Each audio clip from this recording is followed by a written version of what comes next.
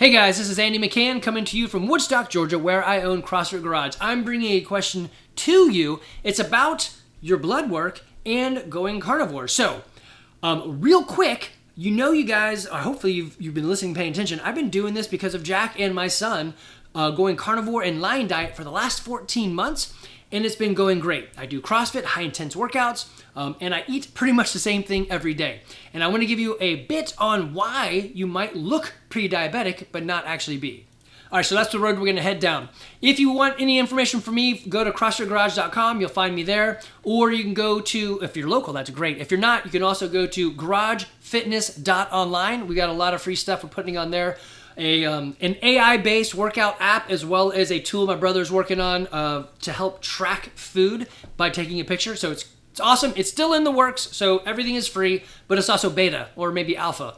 Anyway, if you've paid attention to some of the things I've said in the past, I have been doing carnivore for about 14 months, and I eat pretty much the same thing every day. For breakfast, 6 eggs. For lunch, 2 New York strips. For dinner, about a pound of ground ruminant meat that's been put in a skillet and just made like a hamburger. And I smother a whole lot of goat cheese on it. I eat a lot of salt, I drink coffee, and I eat a lot of butter. That's it. Day after day after day after day for the last 14 months. I just went and got some more blood work done. And they said, hey, Andy, you're pre-diabetic. But wait, am I actually pre-diabetic? The answer is no. My cholesterol is also skyrocketing high. But when you do your cholesterol, go and get the advanced lipid panel, and they're going to look at your LDL and see if it's large and buoyant, which is good, or small and dense, which is bad. So you could have a lot of LDL cholesterol like me, and it'd be the best type ever. So when you do this carnivore type thing and you're working out, your body says, hey, fat is my fuel. Cholesterol is the transport mechanism for fat to be a fuel. So yes, you're going to have more cholesterol because it has to do the things it's doing.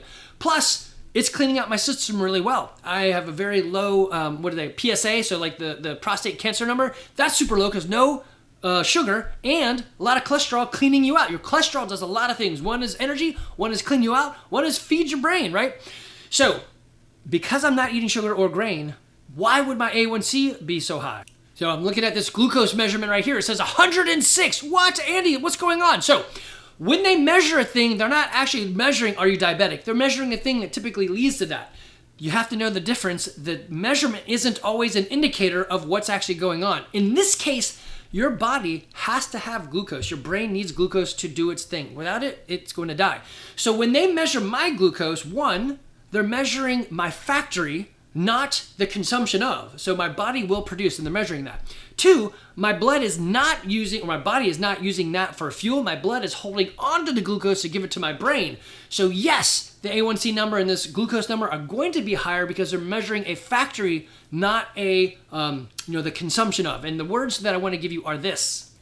When you go do this and you talk to your doctor, ask him if he knows the difference between physiological and pathological glucose elevation. That's going to be the key. So don't trust me. Go out and look it up. Type in to the search engines or chat or YouTube or whatever, physiological glucose elevation, pathological glucose elevation, and see what's going on.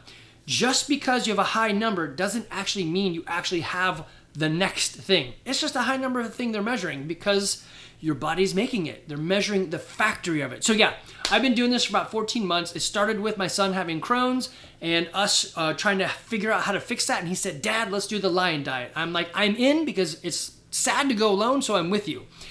And yeah, he fixed his Crohn's issue and he's gaining weight. He went from 170 pounds down to 117 pounds, and right now is back at college at about 150. He eats pretty normal. He can't go out and eat with everybody, but the point is he's alive, and he did it all through food and environment. And guys, you can too. Go back and listen to Jack's journey on YouTube where he takes you through his ketovore carnivore journey. It's awesome. Guys, don't do this alone. If you need help, you know where to find me. Y'all take care.